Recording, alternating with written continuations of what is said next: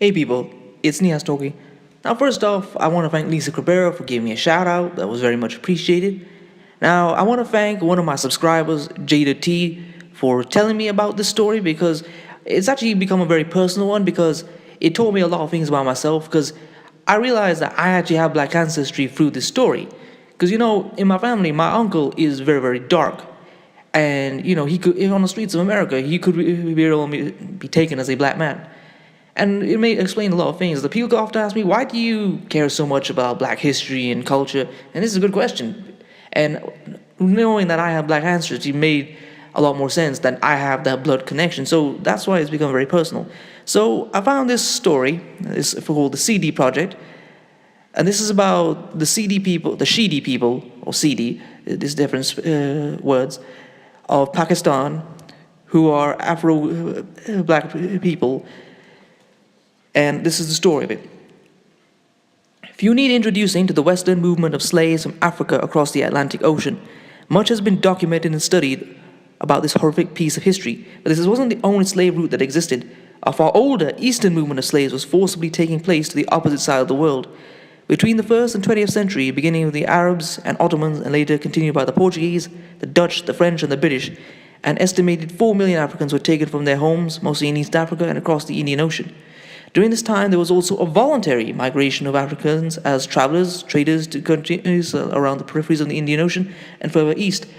India and Pakistan were major destinations for African slaves who were favored by the warring Maharajas, admired for their physical strength and loyalty, and who continuously feuding with each other needed protection. As well as soldiers or bodyguards, Africans worked for the wealthy or colonial powers of the time as domestic slaves, concubines, agricultural workers, and wet nurses. A wet nurse is someone who breastfeeds a newborn child. With the abolition of slavery came the end of the horrific mass forced movement of people around the mid-19th century. At the time of abolition, slaves were freed by their owners or they had already earned their own freedom but were unable to return to their homeland. So they stayed and formed their own communities, becoming part of South Asia's complex cobweb of cultures. While many aspects of their African ancestry have disappeared as they have become assimilated into their host country's society, some remain. Many retain their African appearance, and all have a passion for music and dance, which retains a truly African style and rhythm. Generally known throughout South Asia as Habshis, a word that derives from the Arabic word Habish. On a more local level, they are known as Sheedi in Pakistan, Sheedi in India, and Kafir, with no racist connotations in Sri Lanka. Numbers vary depending on who you ask, and lack of a recent accurate census in either countries has only led to the inaccurate estimates. But generally, it's accepted that Pakistan has the largest population with 50,000, followed by India with half, or 25,000. Sri Lanka has one of the little with just over 1,000. What is fascinating in India about the history of Africans on the subcontinent is the position of power some were able to obtain, becoming powerful rulers in their own right. The state of Bengal was ruled by Ethiopians for 3 years, before being defeated, in two princely states, Janjira and Sachin in western India, controlled hundreds of miles of coastline for centuries. Descendants of these dynasties still survive today, largely due to their scattered presence and their lack of a real unified social group. The African diaspora of South Asia have largely been overlooked by academics and researchers, unlike those who cross the Atlantic. Yet it is a trade route of much greater age and of equal importance that needs further study and documentation. So the history of these Afro-Asian communities will not be lost in future generations.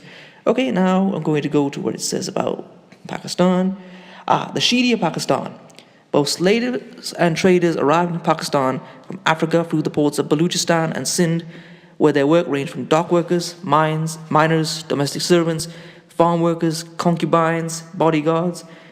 Known as the Sheedi, Pakistan has... Oh, okay, we already saw that.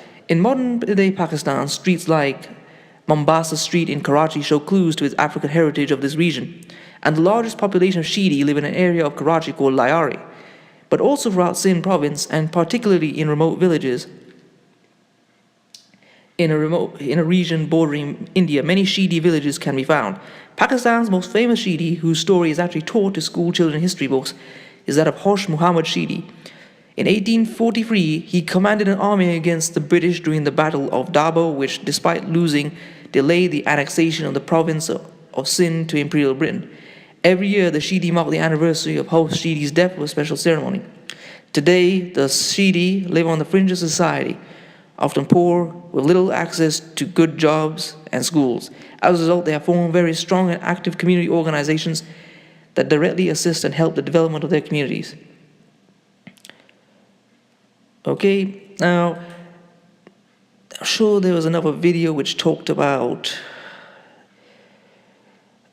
some of their history and traditions. I just want to find it. Just give me a sec.